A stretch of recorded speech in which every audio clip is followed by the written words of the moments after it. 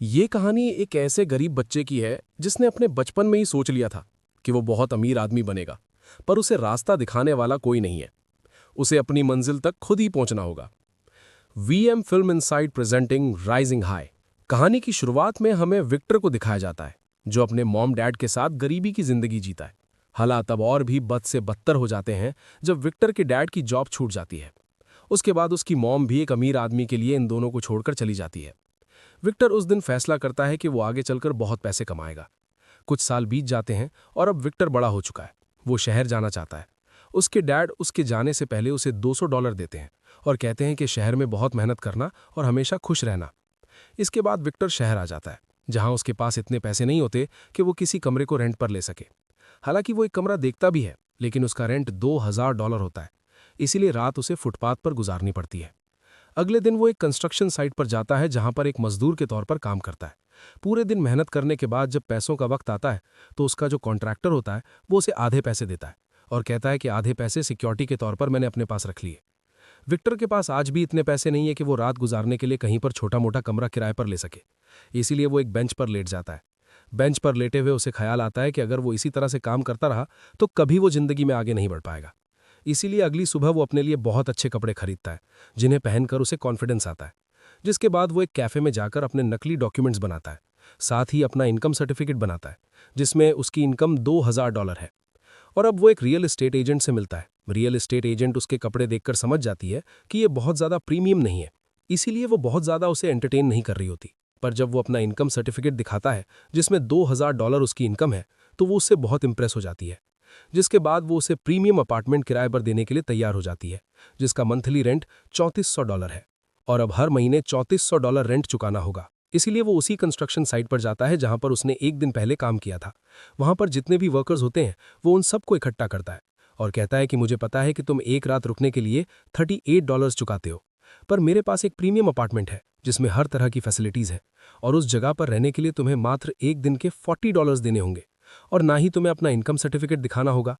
बहुत सारे वर्कर्स उसके साथ चलने के लिए तैयार हो जाते हैं और जब वो उस अपार्टमेंट को देखते हैं तो बहुत खुश हो जाते हैं। यहाँ पर विक्टर हिसाब लगाता है कि सारे खर्चे निकालने के बाद भी उसे महीने के $6000 बच रहे होते हैं। इसीलिए वो इसी तरह के 10 और अपार्टमेंट्स को किराए पर ले लेता है और देखते ही देखते उसके पास बहुत सारे पैसे जमा हो जाते हैं। और एक रात को उसे पता चलता है कि जो अपार्टमेंट उसने रेंट पर लिया था, वहां पर रहने वाले लोग आपस में बहुत बुरी तरह से लड़ रहे हैं। उन्होंने अपार्टमेंट की हालत खराब कर दी होती है। विक्टर जब वहां पर जाता है तो उसे अपनी आंखों पर विश्वास नहीं होता। इनके आपस की लड़ाई की वजह से नेबर्स ने पुलिस को कॉल कर दिया होता है। साथ ही वो एजेंट भी आ जाती है जिसने विक्टर को ही रेंट पर दिया था और अरेस्ट होने के डर से वो पुलिस से भागना शुरू कर देता है। उसके साथ एक और आदमी भागता है जिसका नाम गैरी होता है। और जब ये पुलिस से बहुत दूर निकल जाते हैं तो ये एक बार में जाते हैं, जहां पर विक्टर गैरी को अपने बिजनेस के आइडियाज बताता है जो उसे बहुत अच्छे लगते हैं। इन दोनों को समझ में आ चुका है कि अगर इन दोनों को अमीर बनना है तो इन्हें रियल एस्टेट के बिजनेस में जाना होगा। ये एक ऑक्शन में जाते हैं जहां पर प्रॉपर्टी नीलाम हो रही होती है, पर ये ज्यादा ऊपर बोली नहीं लगा पाते क्योंकि इनके पास लिमिटेड पैसे हैं। इसीलिए दोनों के दोनों वहां से बाहर निकल जाते हैं, जहां पर बाहर गार्ड को देखते हैं। और अब विक्टर गार्ड से बात करता है। वो कहता है कि हम तुम्हें कुछ पैसे देंगे, लेकिन अगले ऑक्शन में तुम्हें हमारी मदद करनी होगी। गार्ड इनकी बात मान जाता है। अभी अगले ऑक्शन में जाते हैं जहां पर इनके जैसे और भी बहुत सारे लोग प्रॉपर्टी खरीदने के लिए आए होते हैं। गार्ड उन सबको एक दूसरे कमरे में ले जाता है जहां पर ऑक्शन नहीं हो रही होती और ये दोनों के दोनों उस कमरे में चले जाते हैं जहां पर ऑक्शन होती है। इन दोनों के अलावा वहां पर कोई नहीं होता, इसीलिए सस्ते दामों में ये बहुत सारी प्रॉपर्टी खरीद लेते हैं। अगली ऑक्शन एक बहुत बड़ी बिल्डिंग की होती है जिसकी कीमत होती है $3.5 लाख। इतने पैसे इनके पास नहीं है, लेकिन फिर भी विक्टर बिडिंग करता है और 3.5 लाख में उस 20 फ्लोर की बिल्डिंग को खरीद लेता है। 7 दिनों में इन्हें पैसे चुकाने होंगे, वरना इनके हाथ से बिल्डिंग जाने के साथ साथ इनके ऊपर बहुत बड़ा फाइन भी लगेगा। गैरी विक्टर से पूछता है कि हम इतने पैसे कहां से लाएंगे। वो कहता है कि हम बैंक से लोन लेंगे। इसके बाद ये गैरी की एक दोस्त जो कि बैंक में मैनेजर होती है उससे मिलने के लिए जाते हैं और लोन की डिमांड करते हैं, पर इनके पास कोई भी डॉक्यूमेंट्स नहीं होते। इसीलिए बैंक मैनेजर पूछती है कि तुम्हारे पास सिक्योरिटी के लिए क्या है। विक्टर कहता है कि हमारे पास 20 फ्लोर्स की एक बिल्डिंग है और हर एक फ्लैट की कीमत, हर एक अपार्टमेंट की कीमत $3 लाख है, जिसका मतलब ये है कि उस पूरी बिल्डिंग की कीमत $60 मिलियन है। हालांकि ये सच नहीं होता, उन फ्लैट्स की, उन अपार्टमेंट्स की इतनी कीमत नहीं होती। बैंक मैनेजर जिसका नाम निकोल है वो इनकी बातों में आ जाती है। उसे लगता है कि अगर उसने इतना बड़ा लोन पास किया तो उसे भी प्रमोशन मिलेगा, इसीलिए वो इन्हें लोन दिलवा देती है। इसके बाद विक्टर गैरी के एक दोस्त की मदद से कुछ ऐसे लोगों के नंबर्स निकलवाता है जिन्हें प्रॉपर्टी में इन्वेस्ट करना होता है या जिन लोगों को प्रॉपर्टी खरीदनी है। इसीलिए उन सब क्लाइंट्स को अपनी प्रॉपर्टी पर बुलाते हैं, लेकिन उससे पहले ये खुद उस प्रॉपर्टी को देखने जाते हैं। जब ये अंदर जाते हैं तो इन्हें पता चलता है कि बिल्डिंग की हालत बहुत ज़्यादा खराब है। अगर ये किसी क्लाइंट को उस बिल्डिंग को दिखाएंगे तो वो कभी यहाँ पर पैसों को इन्वेस्ट नहीं करेंगे। कल यहाँ पर सभी क्लाइंट्स को आना होता है, इसीलिए दोनों के दोनों अपने एक तीसरे साथी के साथ मिलकर खुद ही एक पूरे के पूरे अपार्टमेंट को पेंट करते हैं। पूरी रात काम करने के बाद इनका काम खत्म हो जाता है। अगली सुबह यहाँ पर सभी क्लाइंट्स आ जाते हैं। ये बहुत जोश के साथ अपने फ्लैट को, अपने अपार्टमेंट बिल्डिंग को उन लोगों के सामने प्रेजेंट करते हैं। सब लोगों को इनका उत्साह देखकर इन पर विश्वास हो जाता है, इसीलिए सब के सब डॉक्यूमेंट्स पर साइन कर देते हैं। यहाँ पर एक बूढ़ा आदमी भी होता है जो कहता है कि मैं अपनी जिंदगी भर की कमाई इस अपार्टमेंट को खरीदने के लिए लगा रहा हूँ। मैं अपने ग्रैंडसन को एक गिफ्ट देना चाहता हूँ। विक्टर कहता है कि आप चिंता मत करो, हम आपके साथ कोई भी स्कैम नहीं करेंगे। इनके सभी अपार्टमेंट्स बिक जाते हैं। इस तरह से ये बहुत अच्छा पैसा कमाते हैं। साथ ही जो लोन इन्होंने बैंक से लिया था उस लोन को भी ये चुका देते हैं, जिससे निकोल को भी प्रमोशन मिल जाता है। हालांकि विक्टर और गैरी को पता है कि इन्होंने लोगों के साथ धोखा किया है, जिसके लिए इनके दिल में शुरू में गिल्ट भी आता है, पर पैसों की चकाचौंध में विक्टर सब कुछ भूल जाता है। साथ ही अब वो निकोल को डेट भी करता है, जिसके बाद ये दोनों के दोनों शादी कर लेते हैं। पर अब भी विक्टर की भूख नहीं मिटी, उसे बहुत अमीर बनना है। इसीलिए वो अपनी एक कंपनी शुरू करता है जो कि रियल एस्टेट की कंपनी है। इसके लिए वो एक बार फिर से निकोल की मदद से बैंक से लोन लेता है और अब वो एक बिलियनियर बन चुका है, जो कि उसका बचपन का सपना है। जैसा उसने सोचा था वैसा उसने कर दिया। अपने लिए वो रहने के लिए बहुत बड़ा घर खरीद पाए, अपने पिता को एक लग्जूरियस गाड़ी देता है और इसके बाद वो एक बहुत महंगा नेकलेस लेकर अपनी मॉम के पास जाता है। उन्हें नीचा दिखाना चाहता है। वो कहता है कि आपने मुझे और मेरे डैड को पैसों के लिए छोड़ दिया था। उसकी मॉम ये सुनकर हैरान हो जाती है। वो कहती है कि तुम्हें शायद कोई गलतफहमी हुई है। मैंने कभी तुम्हें और मेरे डैड को पैसों के लिए नहीं छोड़ा, बल्कि इस इंसान से जिससे मैंने शादी की, मुझे उससे सच में प्यार हो गया था। वो उसके नेकलेस को भी एक्सेप्ट नहीं करती। सच्चाई जानने के बाद विक्टर को बहुत दुख होता है। दरअसल आज तक उसने जो भी पैसे कमाए थे वो अपनी मॉम को नीचा दिखाने के लिए कमाए थे, पर जो भी उसका परसेप्शन था वो पूरा का पूरा गलत था। इसीलिए वो बहुत ज़्यादा फ्रस्ट्रेट हो जाता है और ये भी तय करता है कि अब वो जितना पैसा उसके पास है उससे कई गुना ज़्यादा पैसे और कमाएगा। इसीलिए वो एक इंश्योरेंस कंपनी को खोलता है, जिसके लिए वो बहुत सारे एम्प्लॉयज़ को हायर करता है। साथ ही अब वो अपनी फैमिली प्लानिंग भी करना चाहता है। जो नेकलेस उसने अपनी मॉम के लिए लिया था, जो कि बेशकीमती है, वो अपनी वाइफ निकोल को दे देता है। जब गैरी को ये बात पता चलती है तो गैरी कहता है कि तुम्हें ऐसा नहीं करना चाहिए था। निकोल मेरी बचपन की दोस्त है, वो मनी माइंडेड है, पैसे ही उसके लिए सब कुछ है। पर वो गैरी की बात नहीं मानता। वो निकोल से सच्चा प्यार करता है। कुछ साल इसी तरह से बीत जाते हैं। विक्टर की जिंदगी में सब कुछ अच्छा चल रहा होता है। उसने बहुत सारे पैसे बना लिए हैं और एक दिन जब वो गैरी के साथ अपने ऑफिस में गेम खेल रहा होता है, तभी उसकी फाइनेंशियल एडवाइजर वहां पर आती है और बताती है कि हमारी कंपनी के जो अकाउंट्स हैं वो टैक्स अथॉरिटी के पास गए हैं। उनके मुताबिक हमने मिलियंस ऑफ डॉलर्स के टैक्स नहीं भरे। जल्द ही हमें वो टैक्स भरने होंगे, वरना हमारी कंपनी के ऊपर बड़े बड़े लीगल एक्शंस लिए जाएंगे। ये बात सुनकर विक्टर और गैरी दोनों के दोनों परेशान हो जाते हैं।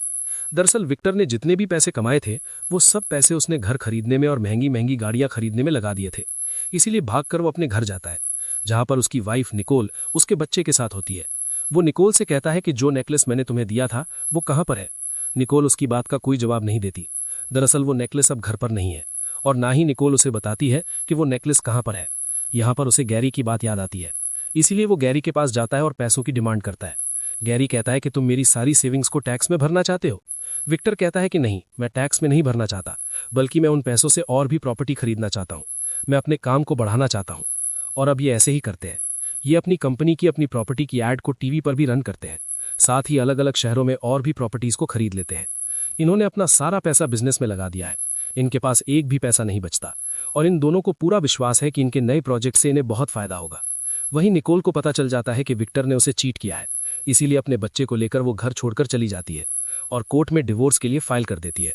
और अब क्योंकि विक्टर के साथ निकोल नहीं है, इसीलिए बैंक से लोन भी नहीं मिलता।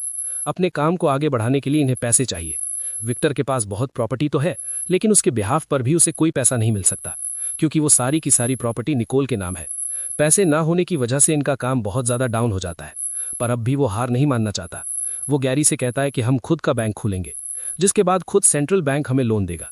और अब ये पुराने बैंक के सभी एम्प्लॉयज़ को अपने नए बैंक में हायर कर लेते हैं और इन्हें बैंक खोलने के लिए लाइसेंस की परमिशन की ज़रूरत होगी। इसीलिए एक गवर्नमेंट ऑफिसर के पास जाते हैं, जो कि लाइसेंस प्रोवाइड करता है। वो कहता है कि तुम्हारे पास बैंक खोलने की क्वालिफिकेशन नहीं है, पर विक्टर उसे बहुत सारे पैसे रिश्वत के रूप में देता है, जिसके बाद वो इन्हें परमिशन दे देता है। इस तरह से विक्टर अपनी कंपनी को डूबने से बचा लेता है। ये पार्टी करते हैं, पर एक रात को इनके घर पर पुलिस आती है, जो विक्टर को अरेस्ट कर लेती है। विक्टर के ऊपर बहुत सारे चार्जेस होते हैं, जैसे टैक्स ना भरना, लोगों को धोखा देना, कम कीमत की प्रॉपर्टीज को लोगों को मैनिपुलेट करके हाई रेट पर बेचना, गवर्नमेंट ऑफिसर्स को रिश्वत देना। और अब विक्टर सलाखों के पीछे है। उसे कुछ समझ नहीं आ रहा होता कि अब वो क्या करेगा। एक दिन उसके डैड का कॉल आता है जो कहते हैं कि मैं तुमसे मिलने के लिए आ रहा हूं। पर उसके डैड उससे मिलने के लिए नहीं आते। विक्टर कई दिनों तक उनका इंतजार करता रहता है। एक दिन विक्टर की मॉम उससे मिलने के लिए आती है और कहती है कि उस दिन तुम्हारे डैड तुमसे मिलने के लिए आ रहे थे, पर उनका एक्सीडेंट हो गया जिस वजह से उनकी मृत्यु हो गई। ये बात सुनकर विक्टर टूट जाता है। उसने अपना सब कुछ खो दिया। कुछ साल इसी तरह से बीत जाते हैं। अब विक्टर को रिहा कर दिया जाता है। जब वो जेल से बाहर निकलता है तो वहां पर उसकी एक्स वाइफ निकोल आती है। दरअसल उसे विक्टर से कोई लेना देना नहीं है, पर वो अपनी बेटी को उसके पिता से मिलवाने के लिए लाई होती है। इसके बाद विक्टर एक छोटे से अपार्टमेंट को किराए पर ले लेता है, जहां गैरी उसके लिए एक लेटर भेजता है जिस पर लिखा होता है, मुझे यकीन है कि तुम अब भी एक शेर हो, तुम्हारे अंदर एक शेर का दिल धड़कता है। विक्टर लेटे सोचता रहता है कि गैरी ने ऐसा क्यों लिखा। तभी उसे याद आता है कि एक बार गैरी ने उसे शेर का स्टैचू गिफ्ट किया था, जो अभी उसके पुराने घर पर है, जिसे गवर्नमेंट ने सील कर दिया है। रात के अंधेरे में वो उस घर के अंदर जाता है, जहां पर उस शेर के स्टैचू को हैमर से तोड़ता है। और जब वो उसे तोड़ता है तो उसके अंदर वही नेकलेस होता है जो उसने कभी अपनी मॉम के लिए खरीदा था और बाद में निकोल को गिफ्ट कर दिया था। इस नेकलेस की कीमत बहुत ज्यादा होती है। ये बेशकीमती नेकलेस है। दरअसल ये निकोल के पास नहीं था। गैरी ने उसे चुरा लिया था और शेर के स्टैचू के अंदर डालकर उसे गिफ्ट कर दिया था। दरअसल गैरी को पता था कि कभी भी अगर विक्टर के ऊपर बुरा वक्त आएगा तो निकोल उसका साथ नहीं देगी। वो मनी माइंडेड है और अब उसके पास वो महंगा, वो बेशकीमती नेकलेस है। अगली सुबह में विक्टर को दिखाया जाता है जो उसी नेकलेस को लेकर अपनी जिंदगी की शुरुआती दिनों की तरह चल रहा होता है। तभी वो देखता है कि सामने सड़क पर वही बूढ़ा आदमी है जिसे उसने 3 लाख रुपए में वो अपार्टमेंट बेचा था, जो कि उसने अपने ग्रैंडसन के लिए खरीदा था। वो उसे देखकर कुछ पल के लिए सोचता है। तभी उसके पास एक लड़की आती है जो उससे पूछती है कि ऑक्शन कहाँ पर हो रहा है। वो भी उसके साथ चला जाता है। इसका मतलब ये है कि एक बार फिर से वो अपनी पुरानी जिंदगी जिएगा। जिस तरह से पहले उसने कामयाबी हासिल की थी, एक बार फिर से वो उसी तरह से कामयाब बनेगा। अगर वो बूढ़े आदमी की तरफ जाता तो वो इस बात को दर्शाता कि उसने अपनी जिंदगी में जो कुछ अपने पास्ट में किया था उसका उसे पश्चाताप है। पर वो उसकी तरफ नहीं गया, बल्कि ऑक्शन के लिए चला गया। इसका मतलब ये है कि जो उसने पहले किया वो एक बार फिर से करने के लिए तैयार है। आपकी इस बारे में क्या राय है?